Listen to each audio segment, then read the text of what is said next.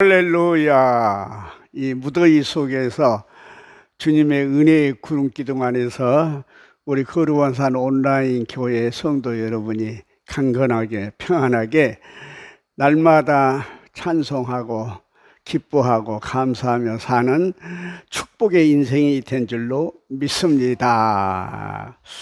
인간은 평생에 누군가의 도움을 받고 살아갑니다. 어릴 때는 부모의 도움 속에서 성장하고 성인이 되어서는 각자가 속한 사회 공동체의 선후배, 동료로부터 도움을 받습니다. 그러나 이 중 누구도 언제나 변함없이 영원히 누군가를 도울 수 없는 것입니다. 부모는 나이가 들면 도움을 주는 사람이 아닌 도움을 받는 사람으로 바뀌고, 이 사회 공동체 속의 조력자들도 또한 그들의 위치와 상황 등에 따라서 언제든지 도움을 주는 사람과 도움을 받는 사람의 관계가 바뀔 수가 있는 것입니다. 그럼에도 불구하고 인간은 언제나 도움이 필요한 존재인 것입니다. 이에 오늘의 본문은 언제나 우리에게 도움을 주시는 분을 소개하고 있습니다. 그분이 누굽니까? 바로 오늘 로마서 8장 26절에 이와 같이 성령도 우리의 연약함을 도우시나니, 이렇게 말씀을 하고 있습니다. 그 성령님께서 우리의 연약함을 도와주신다, 그렇게 이야기하고 있습니다.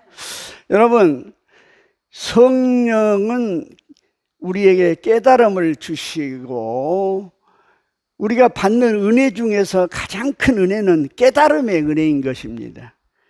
깨달아야 회개하고, 깨달아야 돌이키고, 깨달아야 고침받고, 깨달아야 올바른 길을 선택할 수 있기 때문에 그런 것 아니겠습니까?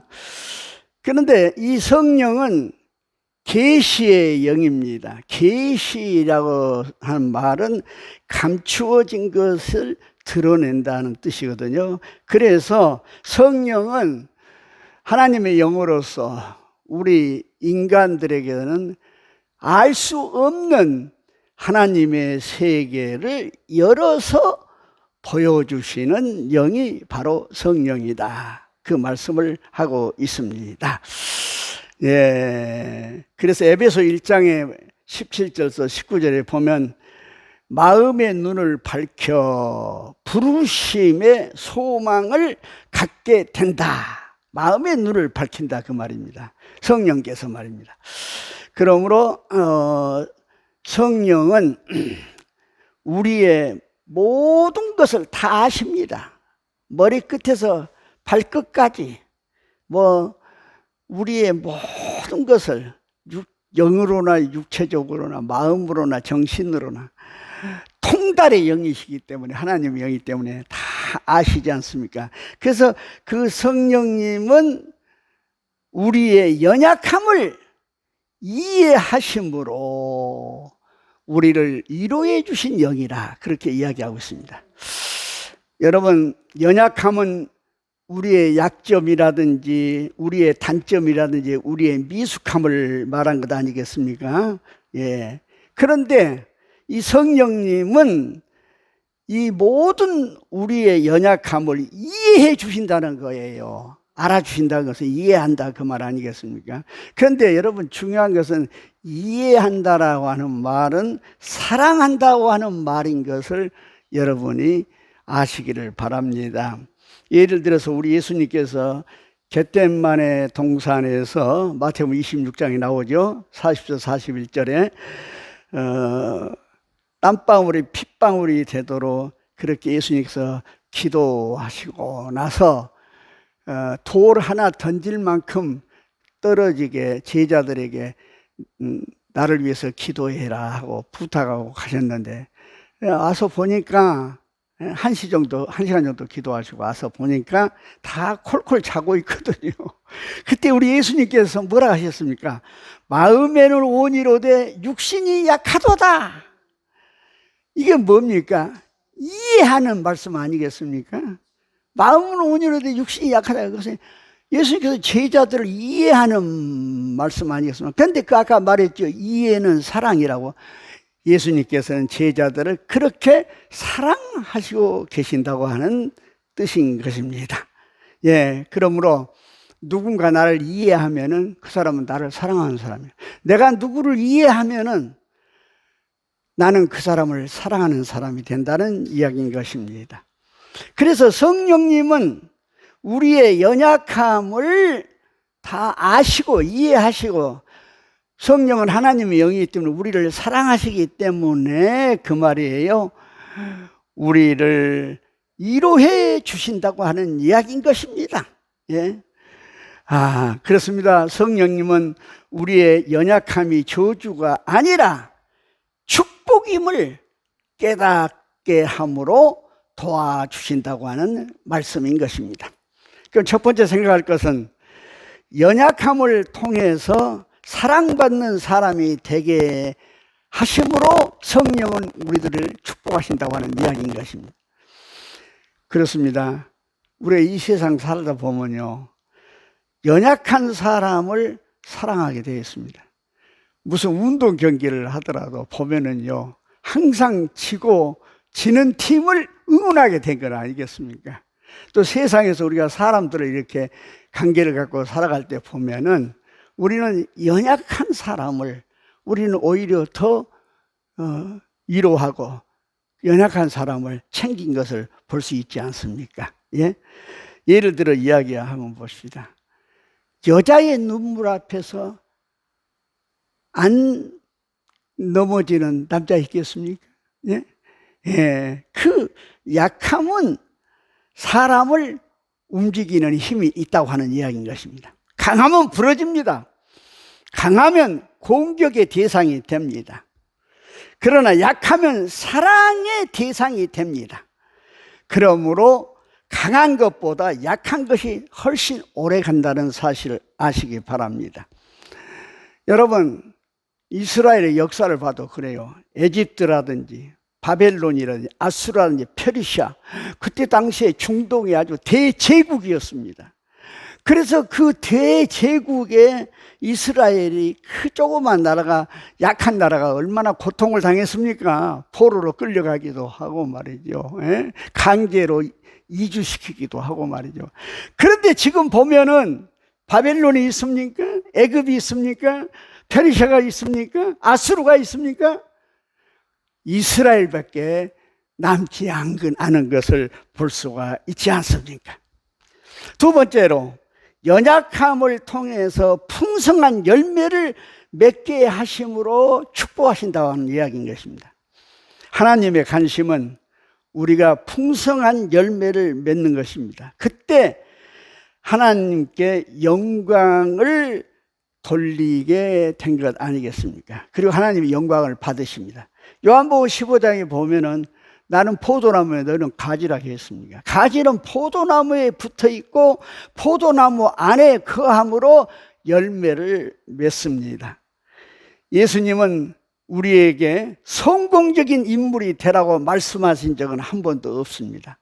그러나 예수님은 열매 맺는 그리스도의 제자가 되라고 강조하고 말씀하셨습니다. 성령의 열매, 믿음의 열매, 회개의 열매, 전도의 열매 말입니다. 그 열매 맺는 것은 강조하신 것을 볼 수가 있습니다. 예.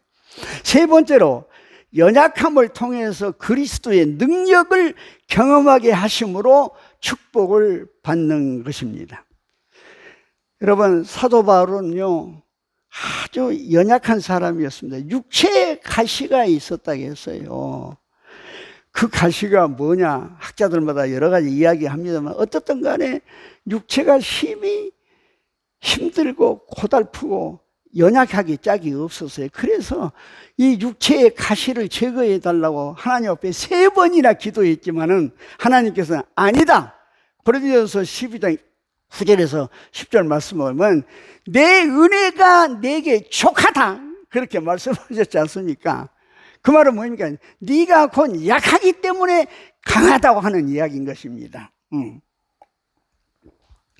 그렇습니다. 우리가 약할 때 하나님의 능력이 임합니다. 약할 그때 곧 강해진다는 사실을 믿으시기를 바랍니다. 끝으로 연약함이라는 약점을 장점으로 바꾸어 주심으로 하나님은 우리를 축복하신다고 하는 것입니다. 우리는 약점을 감추고 싶어 하지요. 그런데 하나님은 우리의 약점을 통해서 일하신다는 것입니다. 약점을 강점으로 바꾸어 주심으로 축복하십니다. 우리가 성경을 보면은 많은 인물들이 있습니다만 약점 때문에 잘된 사람 이야기가 너무나도 많습니다. 한 예를 들면 야곱 같은 사람도 그렇지 않습니까? 삭개오 얼마나 키가 적은 사람입니까? 그러나 야곱이나 삭개오나 그의 약점 때문에 삭개오는 어디로 왔습니까? 뽕나무 위로 올라갔지 않아요. 그래서 예수님의 눈이 마주쳤고 예수님이 그 집에 유할 수 있었고 엄청난 축복을 받는 거예요. 야곱은 어떤 사람입니까? 야포 강가에서 야곱은 하나님께만 씨름할 때 한도뼈가 무너졌음에도 불구하고 그 약함 속에서 그는 이스라엘이라고 하는 축복을 받지 않습니까? 그러므로 우리는 약함을 우리의 약함을 이용하여서 하나님은 오히려 그것을 바꾸어서 강하게 강점으로 만드신다는 사실을 우리가 깨달아야 할 줄로 압니다.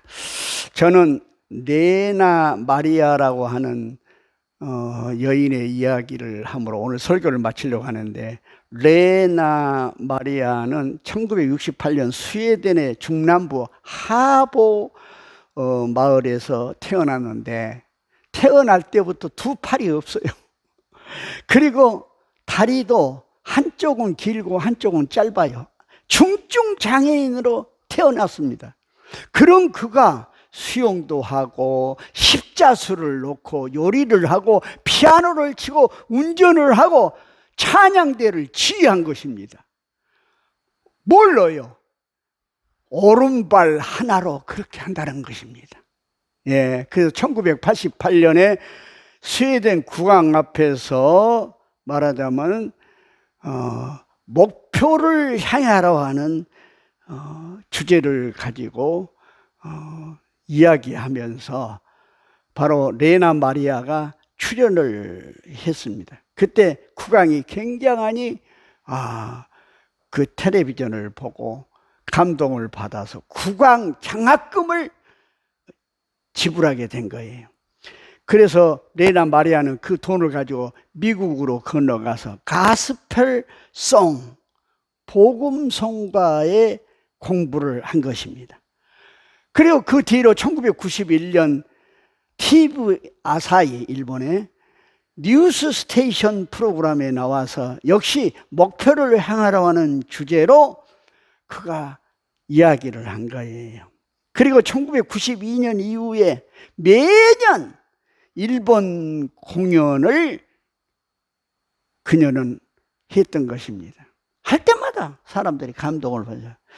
그러면서 예수님을 이야기함으로 간접 전도를 많이 한 사람이죠. 그런데 그가 쓴 책, 발로 쓴 내 인생의 악보라고 하는 책을 프랑스, 독일, 네덜란드, 일본 등 9개 국가의 언어로 번역이 되었고 베스트셀러가 된 거 아니겠습니까? 세계 언론은 그녀의 목소리를 천상의 노래다 이렇게 아주 격찬을 했던 것입니다. 그녀는 자신에게 없는 것에 집중한 것이 아니라 그 말이에요. 그녀에게 남아있는 것에 집중을 해서 그것을 개발했다고 고백을 한 것입니다. 그래요. 없는 것에 집중한 것이 아니라 나에게 있는 것, 남아있는 것에 집중하고 그것을 개발했다는 이야기입니다. 그 역사를 오늘 성경은 뭐라고 이야기를 하십니까? 28절에 우리가 알거니와 하나님을 사랑하는 자, 곧 그의 뜻대로 부르심을 입은 자들에게는 모든 것이 합력하여 선을 이루느니라고 말씀하고 있습니다. 사랑하는 성도 여러분, 이 한 주간도 우리는 나의 없는 것에 한탄하지 말고 내게 남아있는 것에 집중하고 찬양하고 기뻐하고 감사하는 은혜의 생활을 함으로 말미암아 이 무더위 속에서 건강하게 살아가는 축복이 넘치기를 주의 이름으로 축원합니다. 아멘.